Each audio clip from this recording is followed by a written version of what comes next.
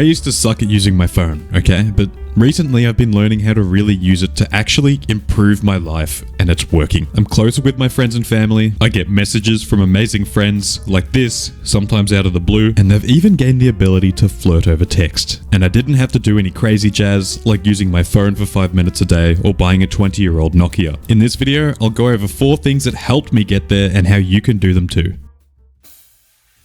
Oh Lord, it's good to be here with you, Mr. O'Brien. On paper, phones seem to make socializing a lot easier. In practice, they don't actually do much for our social life. In fact, in a lot of ways, they make it worse. And it really doesn't help that the big tech companies that own these phones and the platforms that they run, they don't care.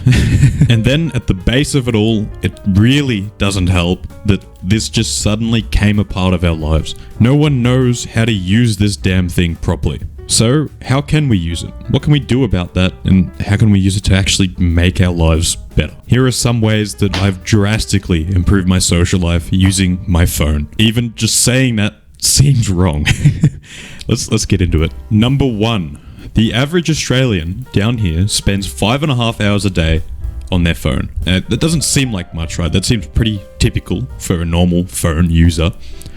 That's a day and a half per week. That's nearly a week each month using your phone non-stop. Of course, there are people that use this time productively. Some people. The problem is that people like Zucky Wucky and Googly Woogly figured out that they could make billions of dollars a year off of social media. And so they figured out how to make it as addicting as possible. And they've done that really, really well.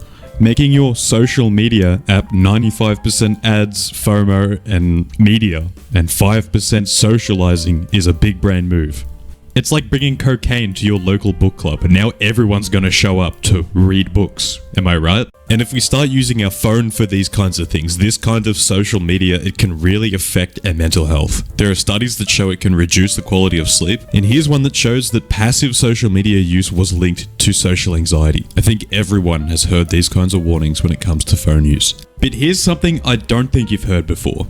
I don't think it's your fault. These kinds of social media apps are specifically designed by a bunch of really smart people to be as addictive as possible. So I think that using the wrong apps less, and your phone in general less if you can, will improve your social life and probably your life as a whole. It has really improved mine. Not only do I feel a lot more focused, but I also stopped thinking about really dumb stuff all the time. Now, am I saying you should delete everything off your phone?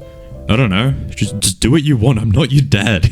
Here are a few easy ways on screen to help you reduce the use of your phone if you need to. A huge game changer for me though was just taking it one step at a time. Baby steps, deleting certain apps that I wasn't using as much, using them on my computer instead, which was around me less often. I mean, I can't fit my computer in my pocket. Wait, hold on, let me try. Alright, number 2. What's number 2 about?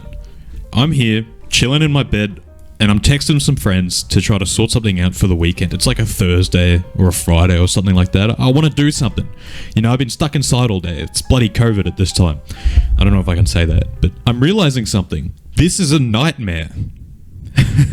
This is horrible. Have you ever tried to have a basic conversation with someone over text and it takes like a full day? A whole week, and then they send a message and you can't really exactly tell what they meant by that. And then there's that weird culture where if you respond too quickly, you're weird and you're needy. I'll talk a bit more about that after. And honestly, I don't blame anyone. Some people prefer it, but texting is hard. It's slow, it has no tone and passion behind it, it has no individuality. Sometimes we need that stuff. So I just stopped doing it. If I can call someone instead. What really boosted my social life through the phone was just calling someone to figure something out in 5 minutes instead of half an hour or 5 hours or a whole day or a week. It's really helped when I wanted to check in on someone. I just give them a ring. Whether I want to ask them if they're coming to something or if I want to sort something out, give them a ring. If a conversation I'm having over text is just really complicated and there's lots of confusion, just give them a ring. Sort it out in 30 seconds. It's so easy and it feels so much more real. So there you go. I stopped texting people when I really could just call them instead. This has been pretty handy in a lot of situations, some of which where calling felt necessary. But what if texting is our only real option? What else can we do to make our texting better? A while ago, I realized something. Why am I taking 12 hours to respond to a message when I see it every time I open my phone? What do I think's gonna happen? Oh no, I responded too quickly to someone's message. I am very guilty of that. Oh, I'll respond when I feel like it. When am I gonna feel like it? Okay, now's the time to respond. Oh, that was actually a lot easier than I thought it was for the past 3 days. So now, every now and then when I pick up my phone, I go, okay, I'm gonna respond to all these messages I see here. Done. Put my phone down, finished. I think that this is a lot better than putting it off. Making a block of time to respond to messages. So that's number 2, but what about number 3? Well, number 3 is also about texting. Emojis. Yep, I'm terribly sorry, but I've become an emoji user. Okay, here's an example. You free by itself. It could mean anything, but now I'm flirting with you. Or I'm just really creepy. What does this mean? What does this even mean? This carries nothing behind it. It just says, okay. Oh, you want to kill me. Okay, thanks for letting me know. And then now, so you're saying okay, but you're saying it in a way that's like, oh, that's okay. Like, I'm a little bit upset, but it's no big deal. Yeah, that was pretty funny. Damn, that sucks. Damn. That sucks. I think you get the point now. I really hope you get the point, because I'm making myself look like a clown in this empty house. I really hope my neighbors aren't listening to me. Using emojis and just adding a touch more substance into how you write your texts helped me out quite a bit. You don't have to do it all the time. You don't have to do it rarely. Just do it as much as you please, as much as what fits you. But I think putting more effort into your texts and using emojis is better than not doing it at all. This has really helped me flirt a lot better over text, because now I know how to do sarcasm over text with it being very obvious.